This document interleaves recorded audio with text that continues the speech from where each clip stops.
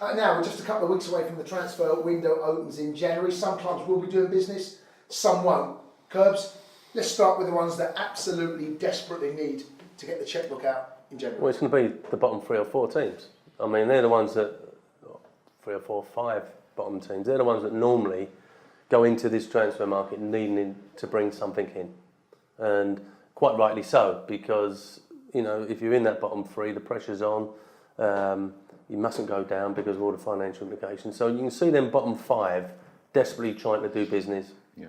I don't see much more in the likes of the mid-table teams and, like, for instance, the Evertons, etc., because it's so difficult to bring in the players you really want.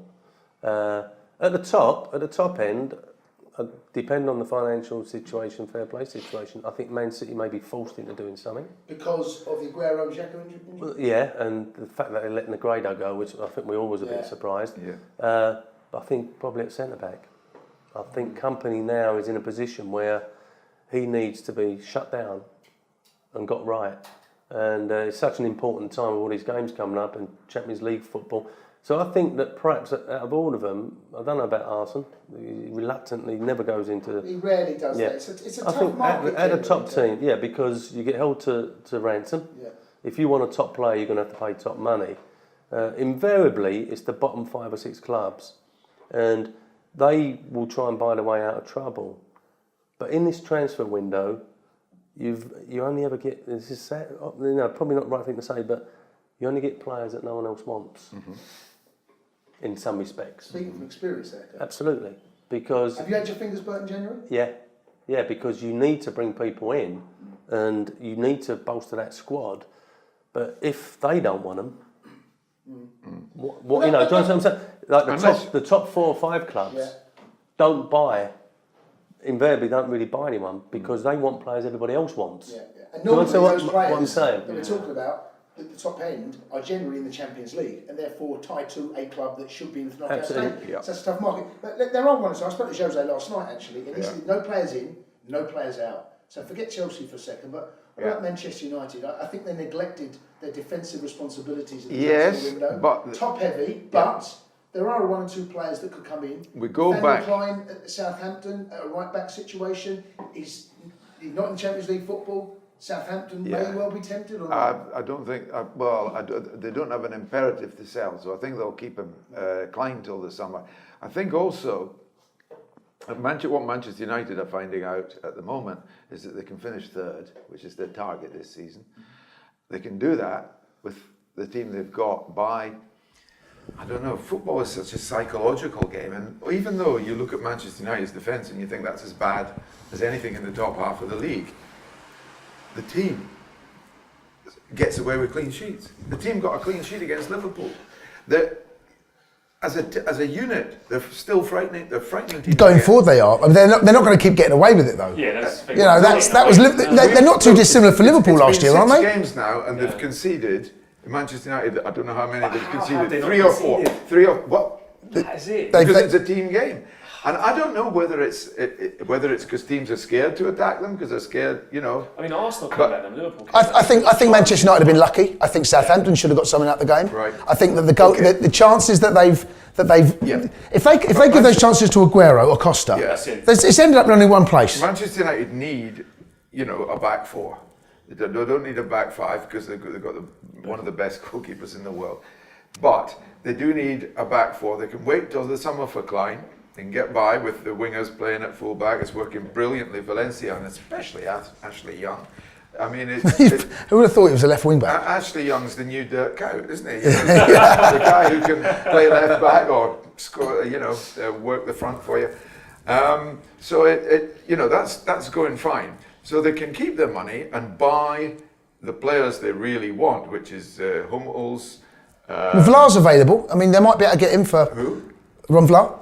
Villa, he may well come in, or do you think the Manchester United are going to be looking for players not just as a stopgap? You know, it's a short-term solution to a long-term problem. Diego Godin, Atletico. Obviously, Atletico will be hoping to get to the final against. They won't. Well, they're not going to sell. They're not going to sell, and Dortmund aren't going to sell Mats Hummels. No. So they might do in the summer. They might do in the summer, but that's why I don't expect Manchester United to buy. I think Van Gaal's a gambler, and he'll gamble on this motley crew being good enough Well, to get to be them fair, third place. they had Because Evans let's and face it, Jones who else back. is good? Evans and Jones back at the weekend. Yeah. Rojo got injured in training, so he may not be far away. Smalling done a groin, so they suddenly over the Christmas period may have 3 or 4 of the players back that stiffens up. And if Jones was playing really well. I personally thought that Jones was showing signs of being the main player to benefit from the Van Gaal coming in. You know, can play in a 3. He seems to like it, unlike most English central defenders. Actually seems to welcome it, and I think he could be the 20-25 million player that Alex Ferguson bought Okay. when he brought him from Blackburn. Dave, Liverpool transfer window opens in just a couple of weeks. Will this be a good time for Brendan, or will it be one of those, bearing in mind what's happened in the summer? Will Fenway give him more money, and if so, where should he spend it? A striker. We need a striker and a centre back. I mean, to be honest, we need a striker, a centre back, a couple of defenders. We need a whole new summer. You just had a whole new. I think there's a really good striker at Lille. Who? Origi's at Lille. He hasn't scored for a while though. But He hasn't scored for about I don't know why he's not 10 games. He's gone 10 games without a goal. Just keep hitting me. I don't know what to say, honestly. I mean, What about Marini?